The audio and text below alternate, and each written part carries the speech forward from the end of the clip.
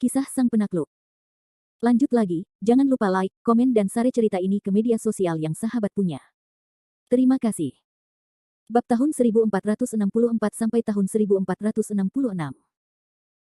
Geng Shaohua benar-benar tidak bisa berkata apa-apa. Clairlan tidak menyangka orang ini akan datang ke sini. Namun, kemarahan dan keengganan Geng Shaohua juga manusiawi. Bagaimanapun, orang ini juga seorang pesolek. Dia dirampok mangsanya di depan umum. Tentu saja, dia tidak akan menyerah. Oleh karena itu, setelah mengumpulkan sekelompok massa, Geng Shaohua memutuskan untuk membawa orang kembali ke pengadilan. Namun, Geng Shaohua masih anak kecil. Dia tidak mengerti betapa berbahayanya dunia ini. Dia tidak tahu bahwa ada banyak orang di dunia ini yang tidak mampu dia ganggu seumur hidupnya. Misalnya, 5 orang di kamar presidensial. Tentu saja, saat ini, baik Clairlan maupun Cynthia Fang tidak tega mengganggu orang pesolek seperti itu di luar, jadi Geng Shaohua seharusnya merasa beruntung karena dia telah lolos dari kehidupan hari ini. Ketukan di pintu terus berlanjut, tetapi kamar presidensial itu kosong saat ini, dan tidak ada mayat yang tersisa. Keluarga Liu, keluarga Bai, dan keluarga Lin, termasuk para tetua mereka, telah menghilang saat ini, seolah-olah mereka telah menguap di dunia. Tentu saja, semua ini ditulis oleh Cynthia Fang dan yang lainnya. Meskipun Cynthia Fang dan yang lainnya membunuh orang malam ini, mereka tidak akan menunjukkan adegan berdarah itu kepada sekelompok orang biasa di pintu. Ini mengejutkan dunia luar, tetapi itu bukan masalah kecil bagi mereka. Ledakan. Dengan suara keras, pintu kamar presidensial akhirnya terbuka. Saat itu, Geng Shaohua bergegas masuk bersama orang-orang. Saat dia bergegas masuk, Geng Shaohua mengumpat dan berkata, "Made, beraninya kau merampok orang di bawah tangan tuanku. Kalian bajingan tidak sabar untuk hidup. Geng Shao, angkat tanganmu tinggi-tinggi. Jika kau melakukan ini, aku tidak bisa berbisnis di sini." Manajer hotel menangis sepanjang jalan bersama Geng Shaohua. Bagaimanapun, tuan muda ini memiliki banyak hal di depannya, dan dia tidak mampu untuk menderita. Jika dia digantikan oleh orang lain, saya khawatir manajernya akan bersikap kasar. Biar saya beritahu, suasana hati saya sedang buruk hari ini. Jika Anda membuat keributan di depan saya lagi, hati-hati saya akan membereskannya bersama Anda. Setelah itu, Geng Shaohua mendorong manajer hotel yang malang itu ke samping. "Saudara-saudara, cari saya. Jika Anda menggali 3 kaki, Anda harus menemukan sampah itu untuk saya." "Baiklah, Anda dapat yakin, Geng Shao." Sekelompok orang yang dibawa oleh Geng Shaohua ini seperti hantu yang memasuki desa, dan mereka mulai mencari-cari di dalam kotak dan lemari. "Geng Shao, tidak ada seorang pun di ruang belajar. Geng Shao, tidak ada seorang pun di ruang tamu. Geng Shao, tidak ada seorang pun di balkon." Setelah mencari suara, tidak ada seorang pun di dalam kamar presidensial yang besar itu. Hal ini membuat Geng Shaohua sangat marah. Dia tidak tahu harus menyiramkan api yang tidak bernama itu kepada siapa. Dengan lambaian tangannya, Geng Shaohua meraih kaki anjing di sampingnya dan bertanya, "Di mana orang-orang itu? Apakah Anda tidak bermaksud melihat mereka masuk?" "Baiklah, Tuan Muda, saya memang melihat mereka masuk dengan mata kepala saya sendiri." Itu benar, itu benar." Geng Shaohua segera mendorongnya dan berkata, "Di mana orang itu? Apakah mereka akan terbang menjauh dari bumi?" Saya, ini." Mengenai pemandangan di depannya, kaki anjing itu tidak tahu bagaimana menjelaskannya. Dia hanya terhuyung-huyung dan menatap Geng Shaohua, yang penuh dengan keluhan. Ketika dia mendorong kaki anjing itu ke tanah, Geng Shaohua memarahinya dan berkata, "Sampah, kamu sampah. Aku benar-benar marah padamu." Pada saat yang sama, Geng Shaohua juga menendangnya dengan kedua kakinya. Saat ini, manajer hotel juga agak teredam, melihat ke kamar kosong, suasananya sunyi. Kenapa, bagaimana ini bisa terjadi? Orang-orang di kamar ini belum keluar sejak mereka pindah. Apakah mereka berhantu? Tentu saja, manajer hotel hanya bergumam dengan suara rendah saat ini, dan dia tidak berani membiarkan Geng Shaohua mendengarnya. Bagaimanapun, tuan muda itu marah. Siapa yang tahu tindakan gila apalagi yang akan dia lakukan selanjutnya jika dia tidak dapat menemukan siapapun. Jadi lebih baik memiliki lebih dari satu hal. Namun, Geng Shaohua masih tidak mau menyerah. Dia melihat ke arah manajer hotel, dan menjadi gila terhadapnya. Sambil memegangi pelindung hati manajer hotel, Geng Shaohua berkata, "Sampel kecil, masih seperti dirimu.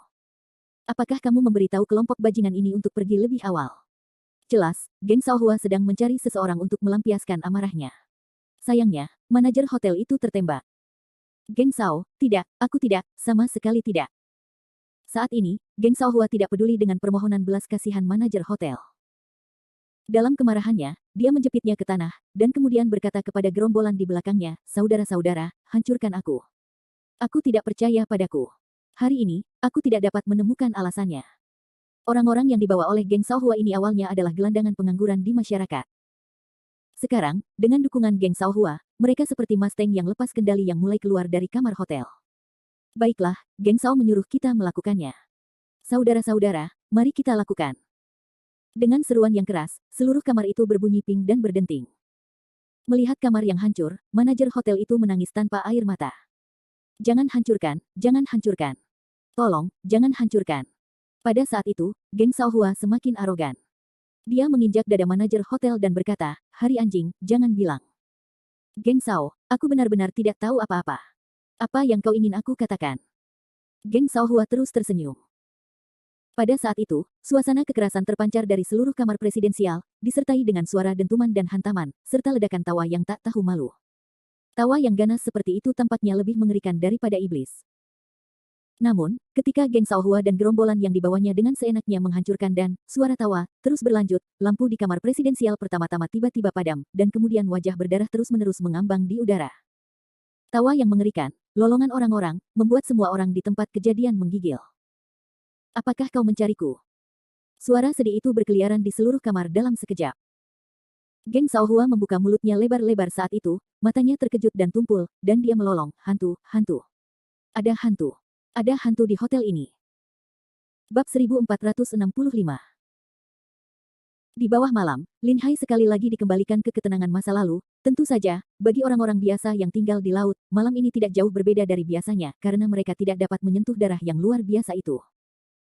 Saat ini, di tepi sungai Lin Hai, lampu warna-warni menyinari sungai yang tidak jauh, yang seindah dan bergerak seperti bunga yang sedang mekar. Sungai Hai He di dekat laut selalu dikenal sebagai bun kecil. Dapat dikatakan bahwa itu adalah salah satu dari beberapa pemandangan malam yang ramai dan makmur di dekat laut. Di malam hari, orang-orang penuh dengan suara. Apakah itu untuk bermain, atau untuk datang untuk camilan malam, jumlahnya tak terhitung.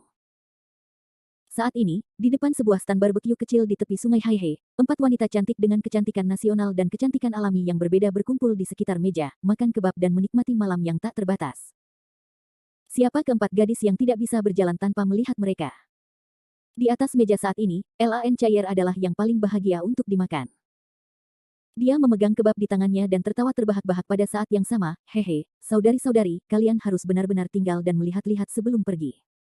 Kalian tidak melihat penampilan geng Shaohua yang seperti hantu. Aku tertawa terbahak-bahak. Itu konyol. Dengan kebab daging di mulutnya, Claire sangat gembira. Namun, lelucon Claire terlalu kekanak-kanakan bagi Cynthia Fang dan Mona Liu.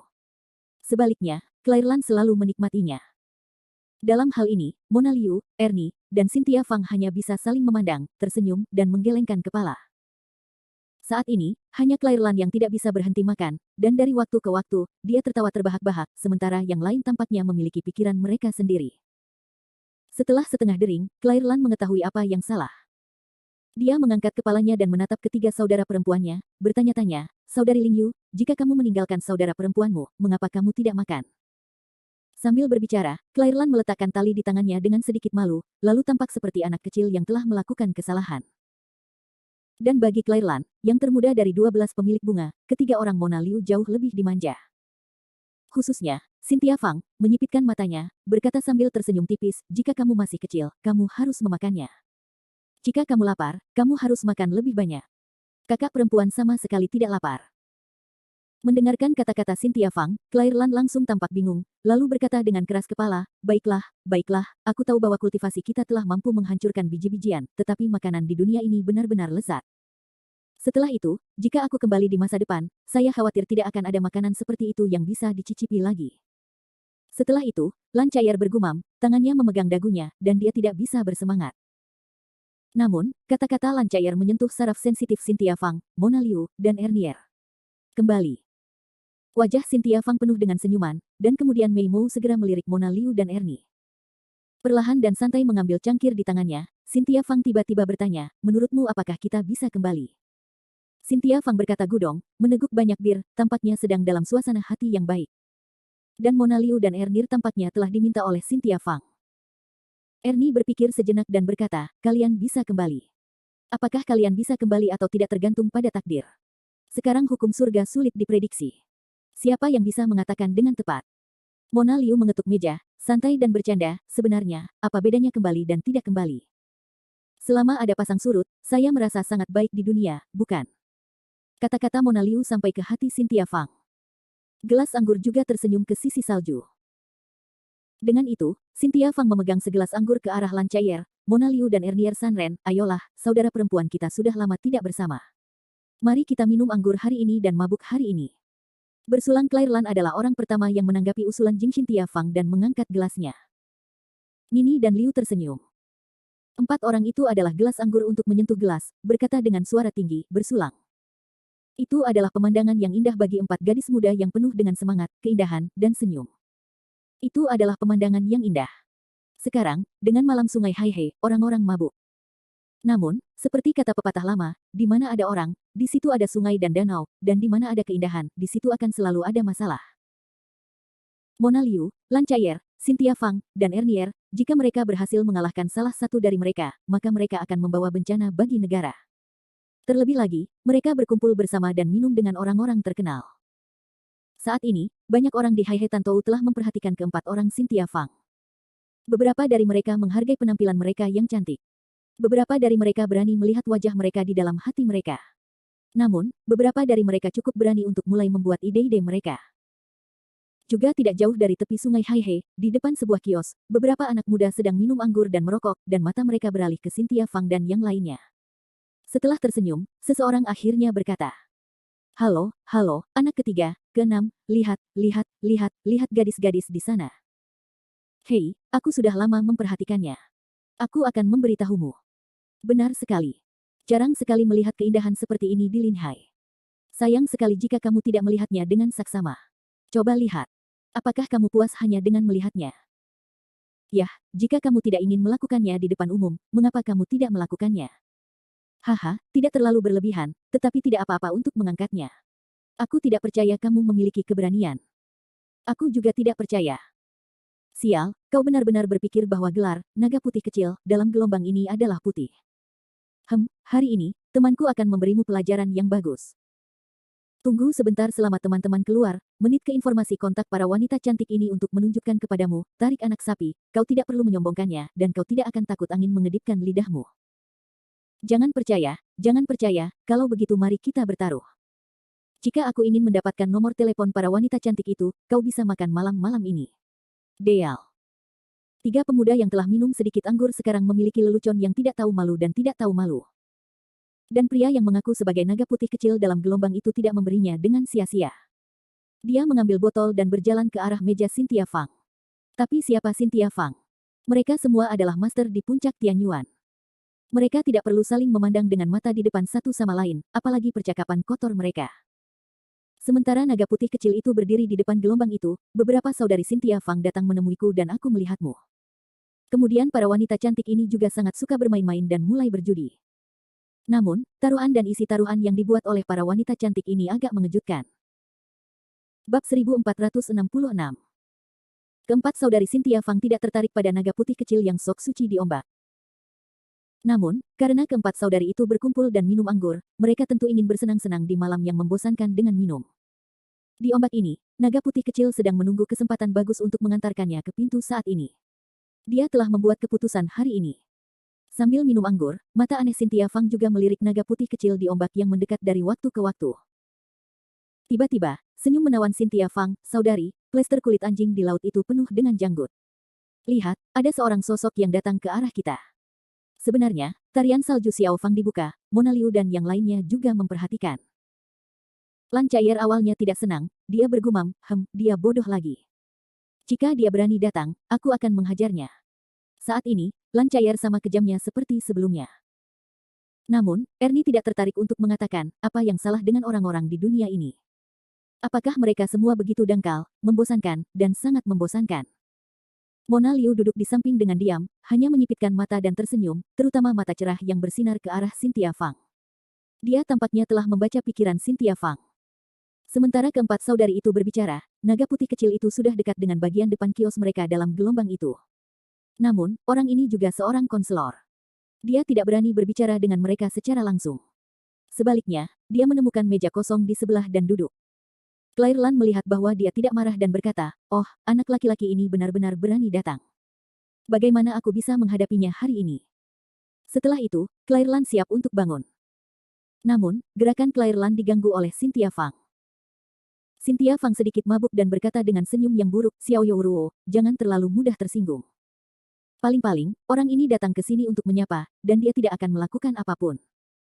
Selain itu, jika kamu mengalahkan orang-orang sekarang, kita tidak akan bersenang-senang untuk dinikmati selanjutnya." Kesenangan. Kesenangan macam apa yang bisa dibawa orang ini?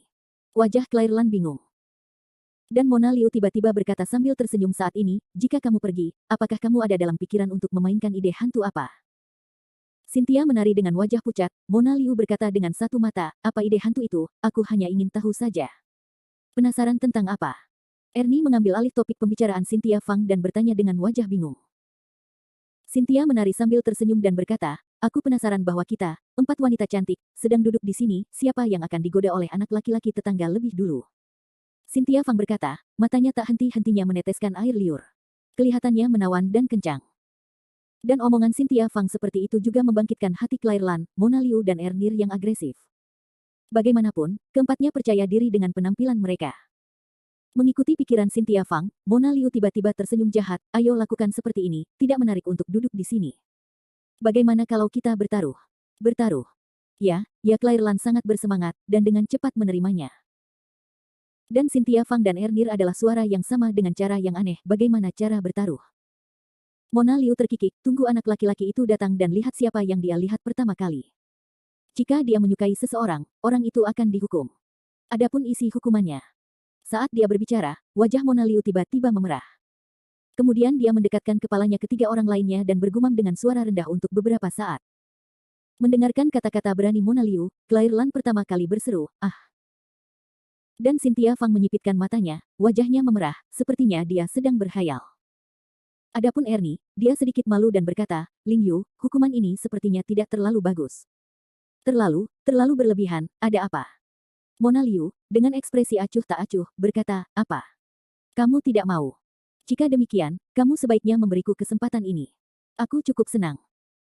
Di satu sisi, kata-kata berani Mona Liu mengilhami semangat juang 3 orang lainnya, dan di sisi lain, mereka juga mengungkapkan pikiran mereka yang dalam. Siapa yang tidak menyukainya? Ayolah, ini masalah besar, ini hanya lemparan seminggu dan jangan bangun dari tempat tidur. Lan Chair adalah yang terkecil dan paling tidak berperasaan pada akhirnya, jadi dia terus terang dan cepat terpancing. Mendengarkan kata-kata Lan Chair yang tidak tahu malu, dia tertawa terbahak-bahak. Sebaliknya, itu adalah Cynthia Fang, memegang pipi yang harum di tangannya, dan senyum buruk di wajahnya, "Kalian gadis kecil, di mana hukumannya? Jelas bahwa kesejahteraannya baik atau tidak." Akhirnya, mata Cynthia Fang tiba-tiba menyapu 3 orang, dan kemudian melanjutkan, "Tetapi apakah kalian yakin dapat membuat diri kalian melayang dan tenggelam selama 3 hari tanpa bangun dari tempat tidur? Ini." Sampai sekarang, apa yang disebut hukuman di mulut Mona Liu secara bertahap muncul. Tidak ada yang mengira bahwa hukuman Mona Liu sebenarnya seperti ini, sehingga Ye Qian tidak tidur selama 3 hari. Perkataan seperti ini dari orang-orang di sekitarnya memang wajar saja, tetapi dari mulut wanita cantik jelita seperti Mona Liu, mau tidak mau membuat orang berhayal. Dan di hadapan keempat orang itu, dan cinta yang penuh waktu, naga putih kecil itu akhirnya mengambil inisiatif untuk menyerang. Aku melihat orang itu memegang botol anggur dengan sangat sopan, memasang pose yang sangat tampan, lalu muncul di depan Cynthia Fang berempat. Tatapan matanya menyapu mata keempat wanita cantik itu, dan langsung terpaku di tempat cantik, terlalu cantik. Kata-kata yang sudah tersusun rapi itu langsung kehilangan kilaunya. Naga putih kecil itu tergagap, beberapa, wanita cantik, bolehkah aku mendapat kehormatan untuk mengundang kalian minum?" Melihat naga putih kecil yang melambai tanpa harapan ini, Cynthia Fang merasa ingin mengendus. Namun, taruhannya masih berlangsung, jadi dia berhasil memegang gelasnya dan berkata sambil tersenyum, "Maukah kalian minum?" "Haha, anak laki-laki tampan, siapa di antara kita yang ingin kalian minum? Kakak-kakak perempuan kita tidak pernah menerima undangan pria pada saat yang bersamaan." Ketika Cynthia Fang mengatakan ini, naga putih kecil yang melambai itu tiba-tiba kehilangan akal sehatnya. Matanya pertama-tama menatap Mona Liu, lalu ke Ernie, dan akhirnya jatuh ke wajah Clairlan. Di hadapan 4 gadis besar pada saat yang sama, seorang sosok takut akan kesulitan memilih, dan naga putih kecil tidak terkecuali dalam gelombang ini. Setelah melihat-lihat cukup lama, naga putih kecil itu tidak memilih alasan untuk datang. Pada saat inilah beberapa orang merasa jijik dengan naga putih kecil di gelombang dengan hati berwarna dan tidak memiliki empedu berwarna. Sebuah tangan besar yang kasar tidak tahu kapan itu muncul dari belakang, meraih naga putih kecil di gelombang, dan kemudian mengangkatnya tanpa usaha apapun, dan berteriak, "Minggirlah, dasar pengecut. Aku sudah lama menoleransimu. Aku masih ingin belajar dari orang lain yang mengejar gadis-gadis atas dasar nasihatmu. Aku tidak perlu buang air kecil dan merawatmu sebagai bajingan." Katakan tangan besar itu langsung melempar, naga putih kecil di gelombang itu tidak sopan untuk mengusirnya.